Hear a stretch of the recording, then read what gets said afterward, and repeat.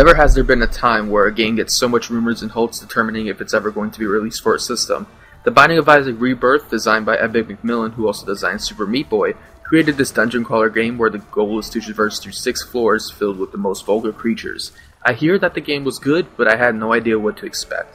I thought Rebirth was a sequel to the original game, but found out it was more of a remake of another game that was originally a Flash game. The Binding of Isaac Rebirth was finally released for the Nintendo Wii U after so many struggles with the company teasing it would be released, then cancelling it without confirming it ever existed in the first place. I don't blame Nintendo for making this thought. I mean, just look at this game.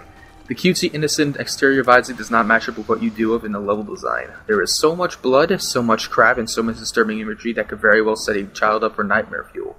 Despite that, however, thanks to a former Nintendo executive, the game is now released on both the Wii U and a new 3DS. Isaac and his mother lived a peaceful life when suddenly the voice of God calls the mother to take all that is valuable to Isaac and sacrifice him to prove she will always put God in front of anyone else. Without hesitation, Isaac runs into a trapdoor which connects to, of course, a basement, then a cave, then the depths of hell. Hiding from your mother who is trying to kill you seems really traumatizing. Now, Isaac has no choice but to endure the gauntlet of enemies just to save himself. I'll commend the creators for taking biblical stories into this game, even though it was inspired by a religious novel of the same name. After every level, Isaac is shown curled up by having visual thoughts of what seems to be his past, or possibly what his life could be in humiliation, rejection, or death. Looking at this game's level design, it seems more loosely inspired by The Legend of Zelda for the NES, square-shaped rooms filled with enemies. There aren't many puzzles involved, and I don't even know if I can call it the same genre, but it is all about defeating a horde of enemies and finding your way to the boss.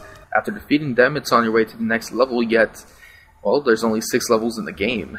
With this in mind, you can complete the Binding of Isaac in well around 30 to 40 minutes, but I know that there is a catch here. There's gotta be something in the game that should remind me why I bought this for $15 in the first place.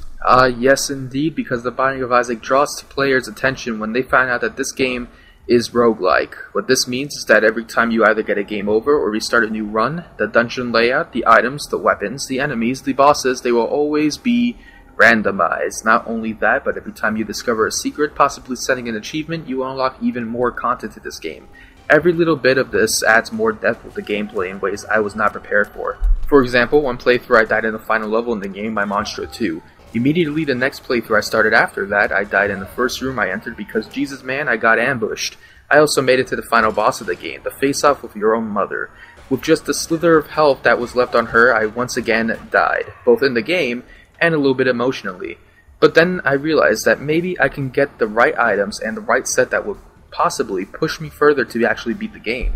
That's what this game does to you. The items mainly determine your progress with the main game, with some hilarious innuendos and references. You can hold bombs to find hidden passages, a sub-weapon for combat, and pills to affect the room you are currently in. Pills, on the other hand, are the type of items where you won't know what they'll do until you have used it.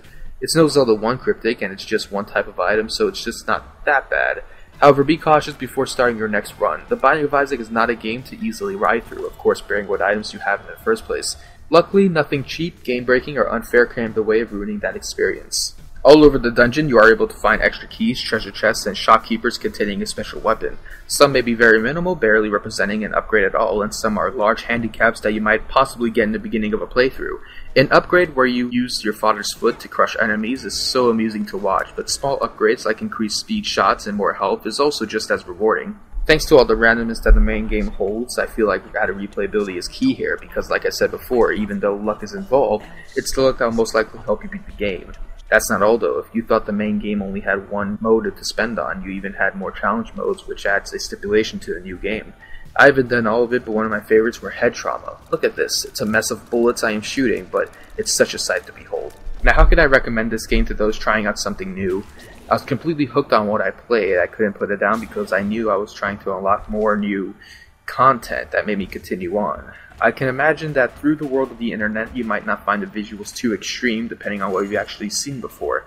If you like dungeon crawlers and do not mind the RNG that comes through what the Binding of Isaac Rebirth offers, then be my guest. You might find it just as addicting as I did. Hey, for all I know, the RNG is a redeeming quality into why I found this game so great. It's on all the current gen consoles, including Steam with full controller support. What is your favorite challenge in the Binding of Isaac Rebirth? Heck, what is your favorite item that you have used so far in the game? Leave it in the comments section below. With all that said guys, thank you all for watching, and I will see you all whenever. Take care.